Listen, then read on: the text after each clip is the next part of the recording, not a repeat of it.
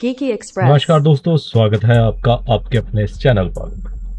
तो दोस्तों आज मैं बात करूंगा यूडाइस के बारे में। तो दोस्तों जैसे आपको पता है कि यूडाइस का जो 26-27 का सेशन है वो स्टार्ट हो चुका है।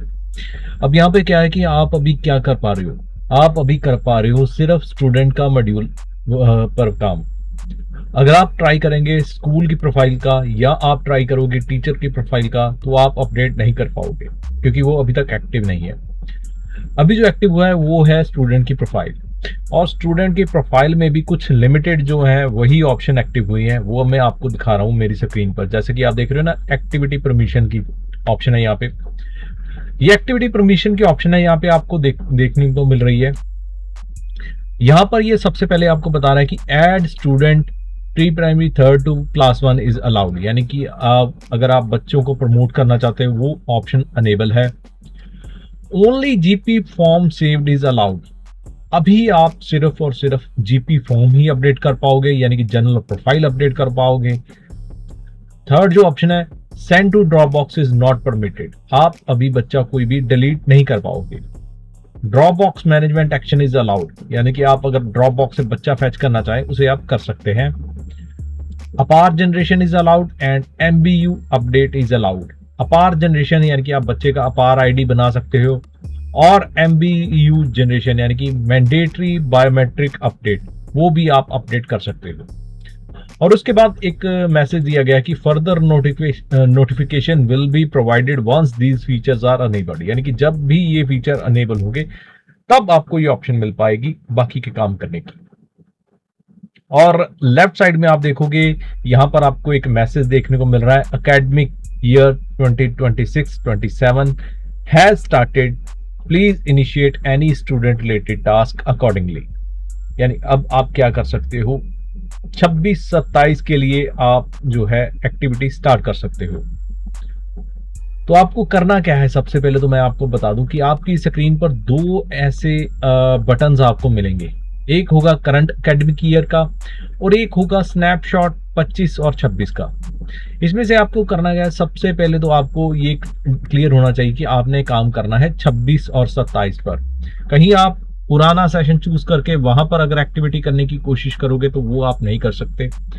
आपने करना है लेफ्ट साइड वाले बटन पर जो कि है करंट एकेडमिक ईयर 26-27, इसके ऊपर क्लिक। तो आइए इसके ऊपर क्लिक करते हैं और देखते हैं फर्दर ऑप्शन क्या क्या है हमारे पास। तो दोस्तों कुछ इस तरह की स्क्रीन आपको देखने को मिलेगी।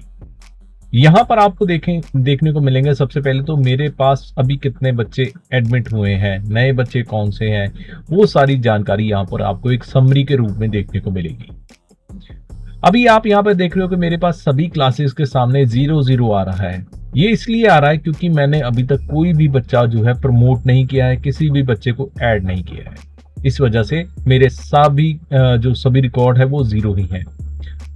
अब प्रमोशन करने के लिए मेरे को क्या करना है, इस लेफ्ट साइड वाले मेन्यू पर जाना है। यहां पर आप देख रहे हो ना लेफ्ट साइड वाला मेन्यू, यहां पर ऑप्शन आती है स्टूडेंट मूवमेंट एंड प्रोग्रेशन की। इस मेन्यू को ओपन करना है। मेन्यू ओपन करने के बाद आपको स्क्रॉल डाउन करना है।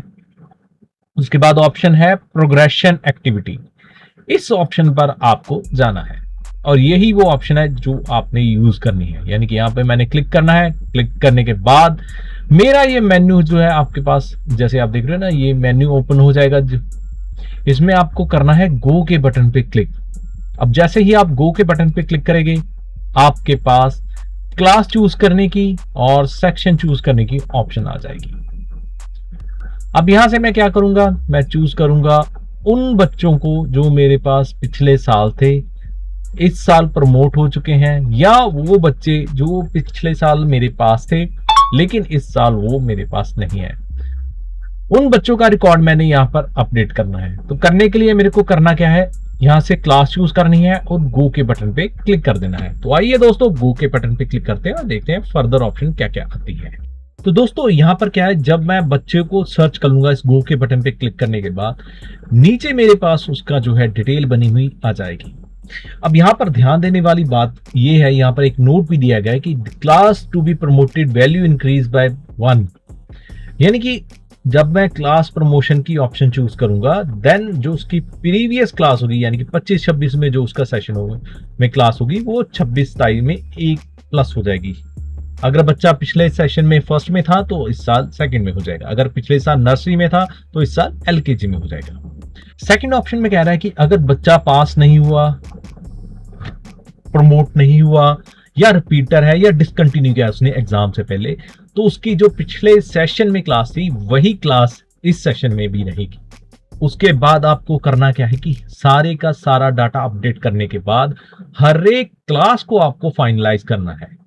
आपको ये नहीं है कि आपको सारा डाटा फाइनलाइज करना है, आपको इंडिविजुअल क्लास को फाइनलाइज करना है हर एक बच्चे का डाटा अपडेट करने के बाद, और उसके बाद ही आप इस प्रोग्रेशन एक्टिविटी को कंप्लीट कर पाओगे। कई बार क्या होता है कि हम करते हैं एक या दो क्लासेस को अपडेट कर लेते हैं और उसके बाद हम देखते हैं कि हमारे पास जो बच्चों का रिकॉर्ड है वो नहीं आ रहा। वो इसी वजह से होता है क्योंकि हम सारी की सारी क्लासेस को लॉक नहीं करते पहले। तो पहले आपको क्लास लॉक करनी है और उसके बाद स्कूल का डाटा लॉक करना है, उसके बाद ही आपको काम शुरू करना है फर्दर जो भी आप जीपी प्रोफाइल को अपडेट करना चाहते हो। तो यहाँ पर सर्च के बटन पे या गो के बटन पे क्लिक करने के बाद मेरे पास नीचे रिकॉर्ड बना हुआ आ गया उस बच्चे का, जिस बच्चे का रिकॉर्ड मैंने अभी सर्च किया है। उसके बाद जैसे मैंने आपको बताया प्रोग्रेशन स्टेटस में आपको बताना है promoted by exam, not promoted या रिपीटर बाय चॉइस। इन तीनों में से जो भी एप्लीकेबल ऑप्शन होगी वो आपको यहाँ से चूज करनी है। जैसे मैं यहाँ पे प्रमोटेड बाय एग्जाम कर लेता हूँ, देन मेरे पास नेक्स्ट क्लास जो बच्चे की यहाँ पर आ जाएगी कि नेक्स्ट क्लास कौन सी होने वाली है और उसका नेक्स्ट सेशन मैं कैसे चूज करूंगा। यहाँ से सिलेक्ट कर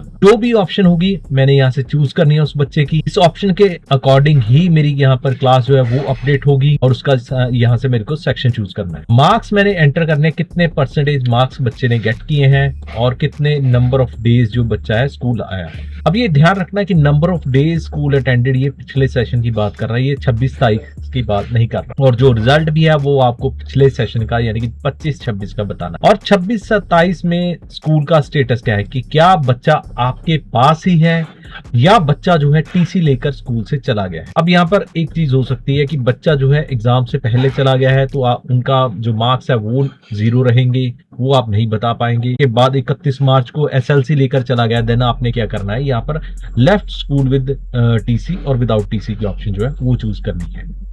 अगर बच्चा आपके पास ही है देन आपने study in same school choose करना है और क्लास वगैरह और सेक्शन भरने के बाद अपडेट के बटन पर जो है क्लिक करना है। जैसे ही आप अपडेट के बटन पर क्लिक करोगे आपके पास एक डेट और टाइम आ जाएगा जब ये बच्चा जो है आपने अपडेट किया है। अब जैसे मैंने आपको बताया कि हर एक क्लास का बच्चा जो है बच्चा अपडेट करने के बाद आपको क्लास फाइनलाइज करनी है। जब आप सारे के सारे रिकॉर्ड ऐसे अपडेट कर लोगे ना, 1 बाय 1 करके अपडेट कर लोगे, देन आपको लास्ट में ऑप्शन मिलेगी फाइनलाइज की।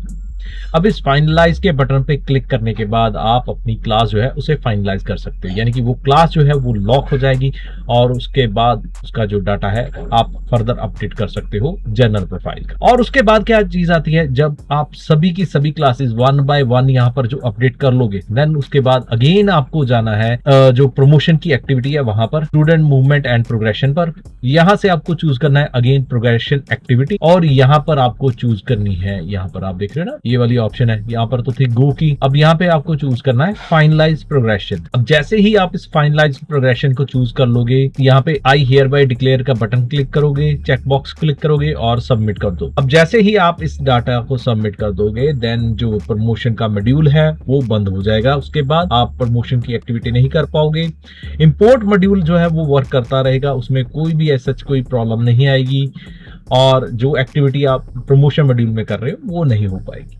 सो इस तरह आप अपना डाटा जो है फ्रीज कर लोगे और फ्रीज होने के बाद आप अगेन डैशबोर्ड पर जाना है। आपने डैशबोर्ड पर जाने के बाद आपके पास यहाँ पर जैसे अभी 0-0 है, यहाँ पर हर एक क्लास के रिस्पेक्टिव आपके पास बच्चों की गिनती आ जाएगी और उस क्लास के ऊपर आपको करना है क्लिक और यहाँ पर व्यू मैनेज की ऑप्शन है। इस व्यू मैनेज के ऑप्शन पर क्लिक करने के बाद आपके पास बच्चों की लिस्ट बनी हुई आ जाएगी और जो भी बच्चे का डाटा आप अपडेट करना चाहते हो उस पर्टिकुलर बच्चे को सिलेक्ट करके अपडेट कर सकते हो। तो दोस्तों ये आज की वीडियो थी प्रोग्रेशन कैसे करनी है 26-27 के लिए, और इसके बाद मैं आपके लिए लेकर आऊंगा कि डाटा कैसे अपडेट करना है बच्चों का जो 26-27 के बच्चे हैं उनका।